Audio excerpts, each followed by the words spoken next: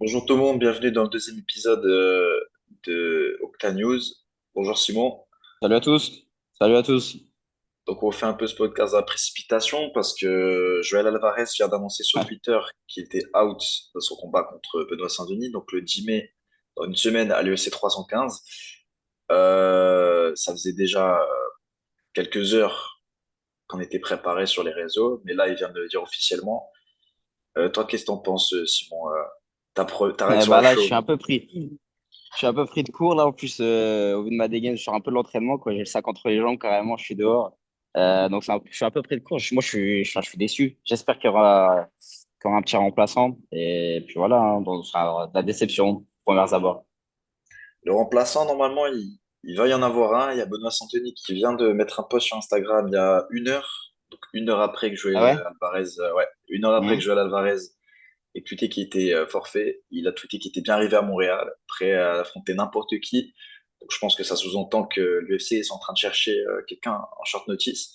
Après qui? Ouais. Et il y a Euh, Ruffy qui a demandé. Ça, j'ai vu ça. Ruffy a proposé un combat en 5 rounds, mais c'est pour plus tard, pas pour tout de suite.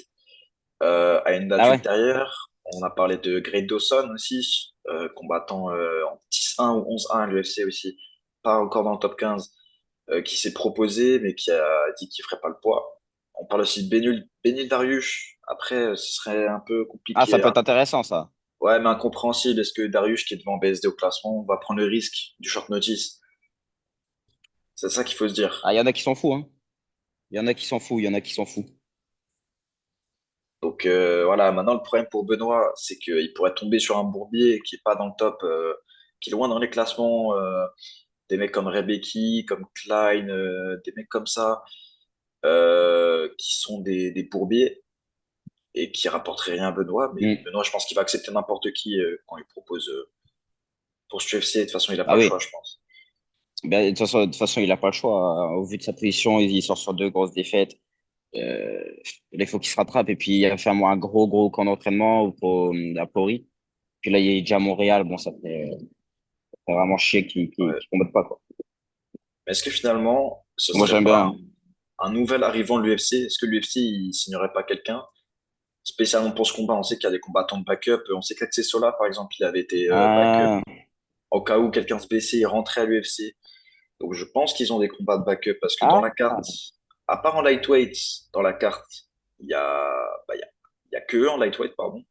Donc est-ce que l'UFC n'aurait pas hmm. signé des combattants en backup et donc quelqu'un commencerait ses débuts UFC contre Benoît directement? Ce serait pas le meilleur Ah, ça, cadeau, ça hein. ferait, ça serait choc. Ça serait l'annonce choc, ça.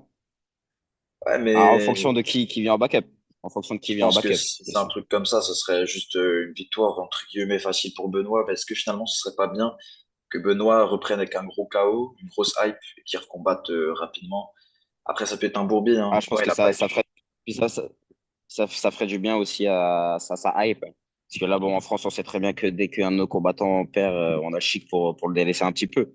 Et là, du coup, il sort de grosses victoires. Même, bon, ici, contre Poirier, je trouve qu'il a montré quand même un beau visage du MMA français. C'est vrai que là, il faudrait qu'il revienne avec un gros KO, là. Ça ferait du bien à sa hype, à sa notoriété, à tout ça, quoi. Ouais, parce que Joël Alvarez, pour moi, c'était l'adversaire parfait, entre guillemets, pour faire une grosse guerre et relancer la hype en cas de victoire. Après, il y a des plus ou moins bons Ouais, match-up. Dans la catégorie Rufi, pour moi, c'est pas un bon match-up pour Benoît. Je préférais qu'il se remette en confiance avant d'affronter des bourbiers comme ça, surtout qu'il n'a pas intérêt à regarder aussi loin, entre guillemets. et c'est discutable. Après, je pense que contre Phil et moi, je pense qu'il peut le faire. Ah, le Largement. faire, il peut le faire, bien sûr. Après, il y a des risques à prendre pour Et, Rufi qui doit être top 25, un truc comme ça, top 20 peut-être, grand maximum. puis, il y en a qui avancent quand même l'hypothèse qu'il y a encore une défaite pour Benoît. Et puis, UFC, c'est ciao, hein.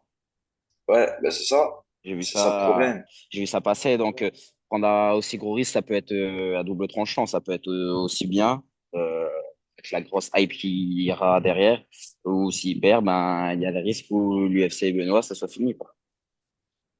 C'est ça aussi le truc. C'est pour ça que pour moi, il doit prendre une décision intelligente, quitte à potentiellement pas combattre, même si ça pourrait être emmerdant, pour Mm. pour repousser, avoir une date. Bon, on sait que ce sera pas contre Alvarez parce qu'Alvarez, il a dit qu'il montait en welterweight. Euh, et potentiellement reprendre une date plus tard, même dans un mois, et être bien prêt parce que c'est pas un combat à prendre à la légère et il faut qu'il puisse gagner, quoi. Je pense que ça va être tendu, mais j'ai hâte de voir ce qui va se passer. J'espère dans tous les cas qu'il y aura un combat du coup, et puis à voir ce qui décide entre Benoît et les short notice, s'il y en a. Ouais, c'est exactement ça. Après, voilà, donc, outre la parenthèse BSD, il faudra aussi penser à bien soutenir Manon Fiorot, à monter live parce Ah ouais, que ouais. les gens, ils en parlent pas assez. Ah Euh, non, c'est une dinguerie ce qui ceinture, se passe. première française qui combat pour une ceinture. La deuxième, Ouais, tout genre complètement, confondu. Il faut donner plus de crédit, les gars. Donc, en plus, complètement. Manon qui est même favori, je crois, auprès des bookmakers. Il me semble. Après, faut dire aussi que la barre est très haute, hein. Ouais, mais je pense qu'on peut miser sur l'argne de Manon pour gagner ce combat. Et Hmm, ça va le faire. voilà. Donc, si je voulais mettre une autre parenthèse, Yohan Moreiro qui vient de gagner, c'est une parenthèse un peu plus personnelle, Yohan Moreiro qui vient de gagner le titre de l'AEC hier, Et je lui. euh, après bon, une bonne décision unanime bien contrôlée. Voilà, donc c'est juste pour lui donner de la force. Il passe à 10-0 chez les amateurs. Complètement. Bientôt, vous entendrez C'est plus beau, c'est beau. parler. Ouais. Donc c'était juste pour cette petite parenthèse pour parler ça. C'était vraiment sur un coup de tête. Finalement, on a été un peu pris de court pour partager cette information. Et puis Complètement. on se retrouvera pour des épisodes plus longs. Je pense que ça va sortir mercredi. Donc soyez à l'affût. Donc on ferme cette Ouais, puis parenthèse. Et puis pour plus d'informations aussi, je reviens sur Benoît Saint-Denis pour la suite. N'hésitez pas à aller voir sur Octagon Vision. Il y aura la suite. On partagera. Enfin, Enzo partagera plutôt. Moi, je ne ferai rien du tout. Il partagera du coup la suite, hein. bon, on vous dit au revoir et puis à mercredi. Allez, salut. Allez, Allez, ciao. salut.